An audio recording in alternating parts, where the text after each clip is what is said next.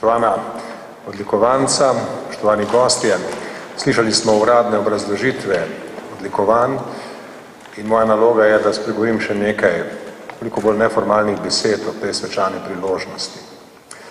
Danes slavimo dve pomembni človeški in družbeni vrednoti. Samobitnost, identiteto na eni strani in sožitje na drugi strani. Ti dve vrednoti sta tesno povezani, druga z drugo so odvisni. Hkrati pa tudi vsaka zase in obe skupaj težko uresničljivi. V zgodovini slovenskega naroda in v zgodovini madžarskega naroda je marsikaj takega, kar je oteževalo razvoj tako identitete kot tudi sožitja. Zgodovina je našima narodoma bila včasih prijazna, pogosto tudi neprijazna. Državne meje, ki sta jih državi dobili po volji mednarodnih mirovnih konferenc, so bile v nekaterih pogledih bolj, v drugih, mogoče celo prevladujočih primerih, manj pravične. In take politične rešitve, ki jih prinaša zgodovina, povzročijo določeno travmo, povzročijo tudi občutek strahu, povzročijo negotovost pred prihodnostjo. In v takih razmerah je izjemno pomembno, kako razvijamo identiteto, kaj vidimo kot njeno bistvo in kako vidimo v razvoj identitete prostor sožitja. V naših prostorih smo lahko že zdavnaj spoznali, kako pomemben je jezik kot osrednja prvina narodove identitete. Jezik je tisto, kar daje možnost izražanja človeškemu bitju, jezik je tisto, kar povezuje nek narod v skupnost in jezik je tudi tisto, kar omogoča povezovanje z drugimi. Zato je prav, da tudi v današnji priložnosti ne pozabimo, kako pomembno je gojiti lasten materin jezik in kako pomembno je poznavanje jezika sosedov. Oboje je del identitete in oboje je del sožitja. V naših časih smo lahko srečni, kajti politične razmere, kakršne uživamo zadnji 20 leti, so za slovenski narod in za madžarski narod ugodne, kot so bile redkokdaj v zgodovini. Sam se še osebno dobro spominjam državne meje na območju, kjer živi na slovenski strani madžarska narodnost in kjer živi na madžarski strani slovenska narodnost in časov, ko je ta meja izredno grobo, surovo razsekala ozemlje in otežila vsakršno komunikacijo.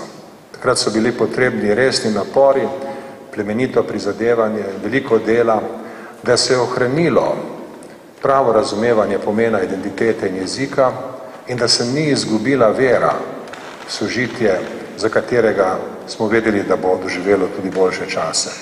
No in ti boljši časi so prišli, ti boljši časi so zdaj tu.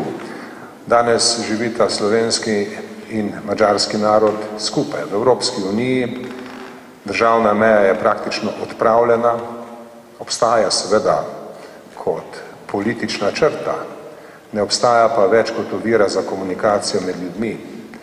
In prostor, katerega skupaj naseljujemo, je postal prostor, ki omogoča živahen razvoj identitete vsakega od obeh narodov in nove prostore sožitja, take, kakršne v preteklosti nismo imeli.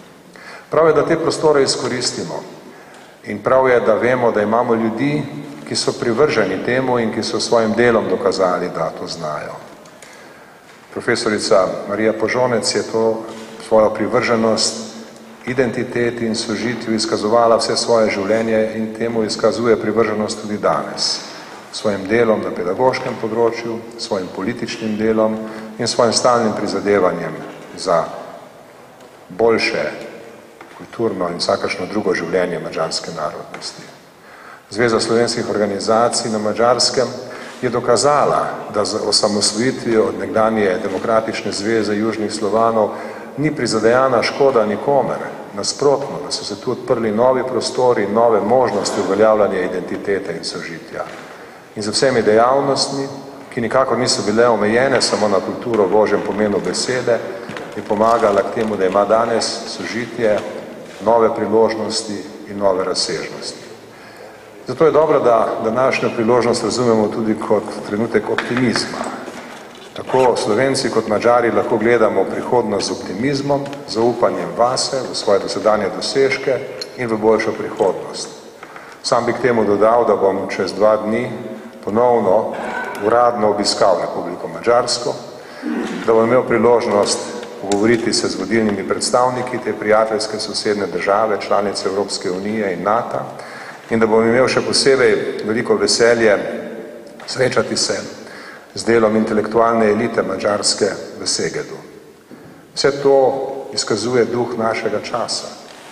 In naš čas je dober čas, zato bodimo optimistični in zato je prav, da danes v tem duhu optimizma še enkrat izrečemo zahvalo današnjima odlikovancema, profesorici Mariji Požonec in Zvezi Slovencev na Madžarskem in da jim zaželimo še veliko dobrega v prihodnje.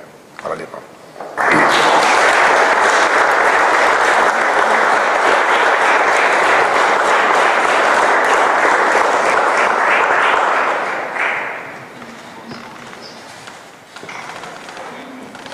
Spoštovani gospod predsednik in ostali gostje, dovolite mi, da se vam zahvalim za izkazano priznanje. V veliko čast mi je nocoj sprejeti to odlikovanje. Ponosno ga bom nosila, ker je to znak, da ste spremljali življenje in razmere na narodnostnem področju in pomeni na nek način tudi priznanje mojega dolgoletnega dela in delovanja. Zadovoljstvo pa se ne meri le z rezultati in uspehi na najvišjih ravneh, ampak z vsakodnevnimi majhnimi koraki, ki so velikokrat pomembnejši in vodijo v kvalitetnejše nadaljnje življenje. Upam, da rezultat mojega dela čutijo tudi ljudje v domačem kraju. To odlikovanje je zame po eni strani veliko priznanje, po drugi pa zaveza, da se bom tudi v prihodnje zavzemala za ohranitev in obstoj naše narodne skupnosti. In še enkrat se vam, gospod predsednik, iskreno zahvaljujem za podeljeno odlikovanje. Hvala lepa.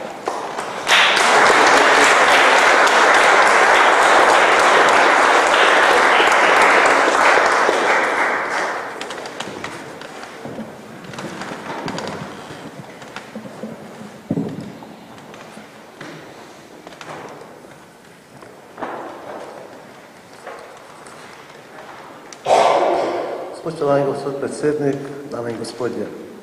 V imenu Zveze Slovencev na Madžarskem se iskreno zahvaljujem za to visoko odlikovanje. Zelo smo počaščeni. Odlikovanje je najbolj sad dosedanjega delovanja, je pa upanje strani matične domovine Slovenije, da bomo našo delo, poslanstvo nadaljevali tudi v prihodnje. Pred 20 leti je bilo v uporabi drugače. Čas, ko so umirile stare vrednote, novi pa še ni bilo. Vsi smo se iskali, tudi Zveza Slovencev na Madžarskem. Zveza Slovencev je široko zastavila svoje narode. Delovati na kulturnem, medijskem, šolskem in na gospodarskem področju. Povezati se z matično domovino, predvsem pa delovati nadstrankarsko. Prav skozi prizadevanja pri doseganju ciljev smo pridobivali izkušnje, se učili pomagati in odločati v svoji usodi. Kljub vsem težavam smo v 20 letih s pomočjo matične domovine dosegli pomembne rezultate. Hvala za pomoč, hvala za odlikovanje. In na koncu bi se še rad iskreno zahvalil veleposlaništvu Republike Slovenije v Budimpešti in še posebej gospe veleposlanici, gospe Dali Bovde Škude, za ta za nas pomemben predlog. Hvala lepa.